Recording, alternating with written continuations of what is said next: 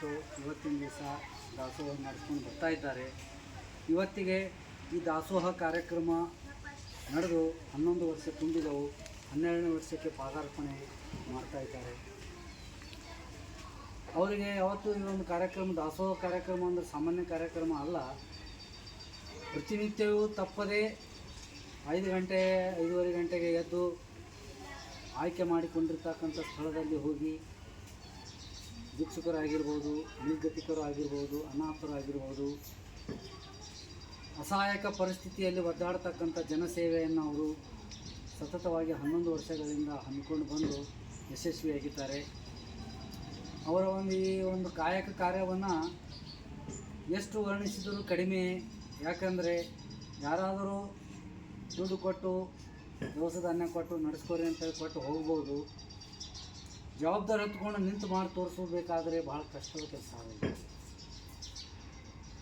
ಸ್ಥಳಕ್ಕೆ ಸರಿಯಾದ ಸಮಯಕ್ಕೆ ಹೋಗಿ ಮಲಗಿದವರನ್ನು ಎಬ್ಬಿಸಿ ಅವರಿಗೆ ಉಪಹಾರವನ್ನು ಕೊಟ್ಟು ಊಟವನ್ನು ಕೊಟ್ಟು ಒಂದೇ ಥರದಿಂದ ಅಲ್ಲ, ಅವರಿಗೆ ಅವಶ್ಯಕವಾದಂಥ ವಸ್ತುಗಳನ್ನು ಕೂಡ ಇವರು ದಾನದ ಮುಖಾಂತರ ಕೊಡ್ತಾ ಬಂದಿದ್ದಾರೆ.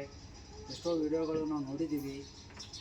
ಶಾಲ್ ಆಗಿರ್ಬೋದು ಅಥವಾ ಹೊದಿಕೆ ಆಗಿರ್ಬೋದು, ಅವ್ರಿಗೆ ಹಾಸಿಕೊಳ್ಳುವ ಜಮಖಾನೆಗಳಾಗಿರ್ಬೋದು, ಚಳಿಯಿಂದ ರಕ್ಷಿಸಿಕೊಳ್ಳಲು ಕಂಬಳಿಗಳಾಗಿರ್ಬೋದು, ಎಲ್ಲವನ್ನೂ ಈ ಊಟ ದಾಸೋಹದ ಜೊತೆಗೆ ಎಲ್ಲ ವಸ್ತುಗಳ ದಾಸೋಹವನ್ನು ಕೂಡ ಅವರು ಅವಶ್ಯಕ ವಸ್ತುಗಳನ್ನು ನೀಡುತ್ತಾ ಇಲ್ಲಿವರೆಗೂ ಬಂದಿದ್ದಾರೆ. ನಮಗೆ ಭಾಳ ಹೆಮ್ಮೆಯ ವಿಷಯ.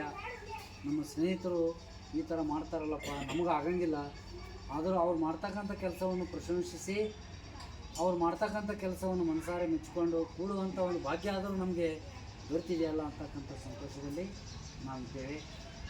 ಅವರಿಗೆ ಇನ್ನೂ ಇಂತಹ ದಾಸೋಹದ ಸೇವೆ ಮಾಡ್ತಕ್ಕಂಥ ಕಾಯಕ ಕಾರ್ಯವು ನೆರವೇರಿಸ್ಕೊಂಡು ಹೋಗ್ತಕ್ಕಂಥ ಅಧಿಕವಾದ ಶಕ್ತಿಯನ್ನು ನಮ್ಮ ಭಗವಂತ ಅವರಿಗೆ ದಯಪಾಲಿಸಲಿ. ಇನ್ನೂ ಹೆಚ್ಚಿನ ಸೇವೆ ಮಾಡ್ತಕ್ಕಂಥ ಉತ್ಸಾಹ, ಉತ್ಸುಕತೆ, ಅನುಕೂಲಗಳು ಅವರಿಗೆ ದೇವರು ಒದಗಿಸಿಕೊಳ್ಳಿ ಅಂತ ದೇವರಲ್ಲಿ ಬೇಡಿಕೊಂಡು ನನಗೆರಡು ಮಾತಾಡಲಿಕ್ಕೆ ಎಲ್ಲರೂ ಅವಕಾಶ ಮಾಡಿಕೊಟ್ಟಿದ್ದಕ್ಕೆ ವೇದಿಕೆ ಮೇಲೆ ಆಸೀನ ಆಗಿರ್ತಕ್ಕಂಥ ಎಲ್ಲ ಮಹನೀಯರಿಗೆ ನನ್ನ ಅನಂತ ವಂದನೆಗಳನ್ನು ಅರ್ಪಿಸಿ ನಾನು 2 ಮಾತುಗಳಿಗೆ ವಿರಾಮ ನೀಡುತ್ತೇನೆ. ಜೈ ಹಿಂದ್, ಜೈ ಕರ್ನಾಟಕ.